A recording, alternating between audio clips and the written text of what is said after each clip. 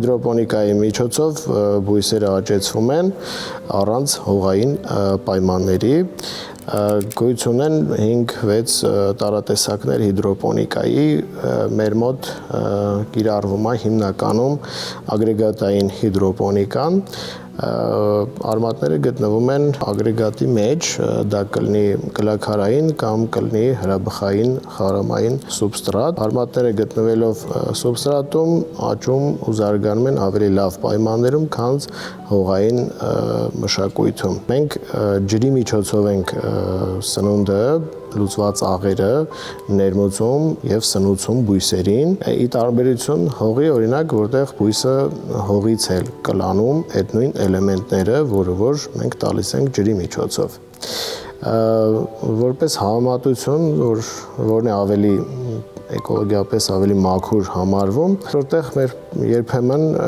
կարելի ասել հիդրոպոնիկան ավելի մաքուր է համարվում, քանի որ մենք գործ ունենք մեր տրված էլեմենտների հետ ու ջրում եղած էլեմենտների հետ։ Իսկ հողի պարագայում շատ դեպքերում չենք տիրապետում, թե այնտեղ ինչ էլեմենտներ կան լուծված կամ թունավոր կամ ծանր մետաղների, չգիտեմ, կարող է էլեմենտներ կամ աղեր լինեն, որոնք աստիճանաբար լուծվում եւ անցնում են բույսի մեջ։ Այդ առումով կարող ենք ասել, որ ավելի հեշտ եւ ավելի ապահով է հիդրոպոնիկ աճեցումը։ Յուրաքանչյուր մարդ, ով ուզում է բույս աճեցնել, կարող է առնչվել հիդրոպոնիկայի հետ, որտեղ կարող է աճեցնել եւ հողային մշակույթում եւ հիդրոպոնիկ եղանակով։ Շատ բույսեր, օրինակ դեղատու բույսեր ենք հետազոտել այս տարիների ընթացքում, եթերեղատու բույսեր, ներկատու, գեղազարդ ծառաթփեր ենք ուսումնասիրել, շատ բույսեր ու ծառեր աճով ու բերքատվությամբ գերազանցում են միշտ հողային տարբերակներին, դա կլինի կրկնակի կամ եռակի կամ մինչև հնգապատիկ կարող են գերազանցել հողային տարբերակներին։ Պրակտիկ օրինակ բերեմ,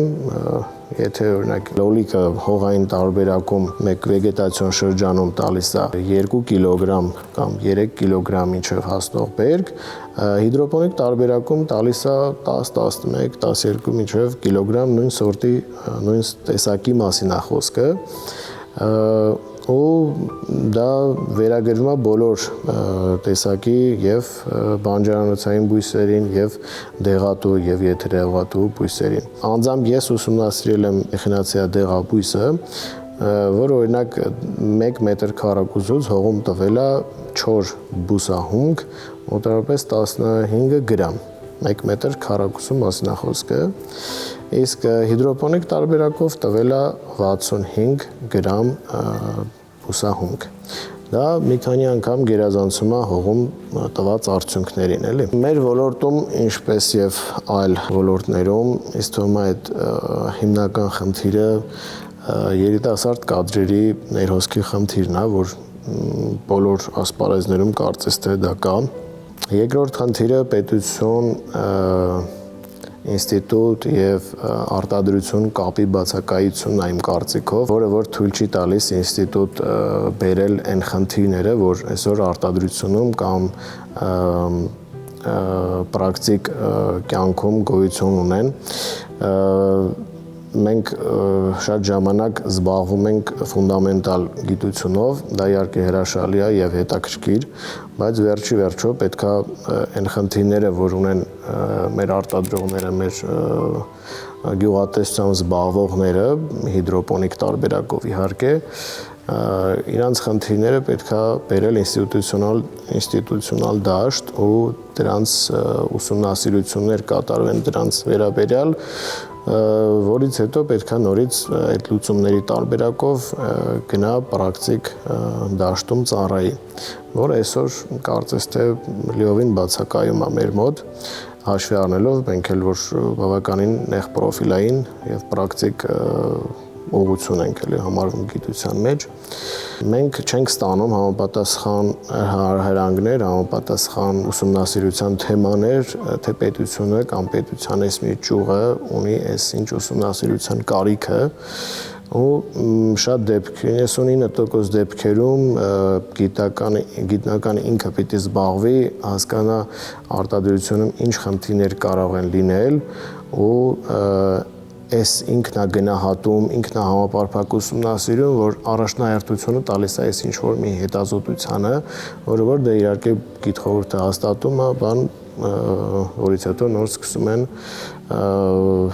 ուսումնասիրությունները, էլի։ Իմ կարծիքով շատ դեպքերում շատ խնդիրներ առաջ են գալիս ու են կարողանում լուծել ու անլուծելի են լինում շփման հենց բացակայության պատճառով, շատ դեպքերում անգամ լսելի չենք լինում։ Մենք խոսում ենք ֆինանսավորման որոշակի ավելացման մասին, բայց հատված կա ինստիտուտում, որ ընդհանուր բաժինը ֆինանսավորում նույնիսկ կրճատում է ստացել այս տարի, բայց փոխանակ ուսումնասիրվի ու հասկացվի, որ կոնկրետ այս ինստիտուտը ընդհանուր ծախսերի օրինակ կարիք ավելի շատ ունի, քան մեկ այլ ինստիտուտ, որը որ միայն շենքի ներսում է իր ուսումնասիրությունները կատարում, միանգամից զուտ թվերի, չոր թվերի հաշվարկով դնել ու կրճատել, ինձ թվում է ոչ պրոֆեսիոնալ մոտեցում է դա, որը օրինակ այս տարի մեզ կբերի շատ լուրջ խնդիրների։ Օրինակ մենք այս տարի մեծ ծանր աշխատանք կատարեցինք, մեր գլխավոր խողովակաշարը փոխարինեցինք, ինքը մաշված հին մոտ 500 գծամետր խողովակաշար էր, որը փոխարինեցինք պոլիէթիլենե խողովակով ու արդեն մենք այս տարի սպառեցինք մեր արտաբյուջեն գրեթե, մնացել է միայն որոշակի քիչ չափով ծախսեր, որ կարող ենք թույլ տալ ինչ-որ կոմունալ վճարումների համար, բայց մի բան կարծում եմ հստակ է, որ կրճատելով ֆինանսավորումը կամ կրճատելով կոլեկտիվին կամ կրճատելով ինչ-որ մի բանը խնդիրները չի լուծում։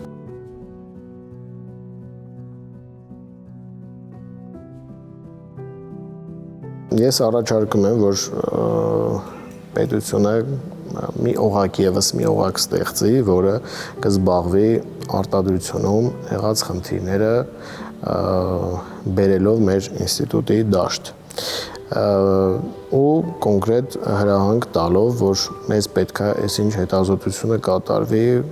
այսինչ ասպարեզում, կոնկրետ մեր ասպարեզը դա հիդրոպոնիկայի խնդիրների ասպարեզն է, ու դրանով իսկ մենք բնականաբար ուսումնասիրություններով կատարելով ինչ-որ ժամանակաշրջանում կտանք հստակ պատասխաններ ու դա այդ խնդրի լուծումը կներդրվի բնականատնտեսության մեջ ու կունենանք շատ արագ խնդրի լուծման տարբերակ։ Ֆունդամենտալ գիտությունը բնականաբար շատ հրաշալի է եւ անհրաժեշտ է միանշանակ բոլոր գիտական ճյուղերում, բայց առնվազն գիտության 40-50%-ը գոնե պիտի զբաղվի պրակտիկ խնդիրներով, որոնք պետք է լուծեն այս կամ այն համակարգի խնդիրներ, օրինակ գյուղատնտեսության մեջ առաջացած խնդիրներ, օրինակ առողջապահության մեջ առաջացած խնդիրներ,